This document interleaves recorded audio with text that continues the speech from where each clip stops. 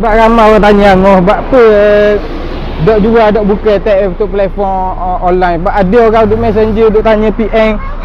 Kita ada je barang kecil-kecil kita buat posting. Sebab masalah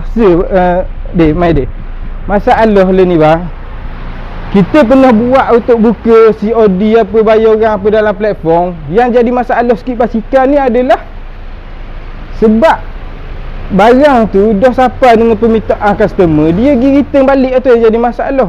Return keadaan comel apa bang kak, ni return keadaan nyanyi lah, kita dengan kotak acur, dengan basikal lagi ada pecah, ada calo, tak comel tu. Kita tak apa buka platform tu.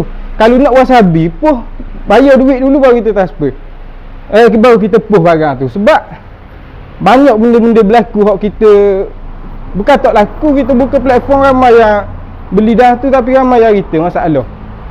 Sebab siap kadang-kadang you buka dah siap apa dah, you masuk sumbat gitu je. Jadi naknya kita orang nega.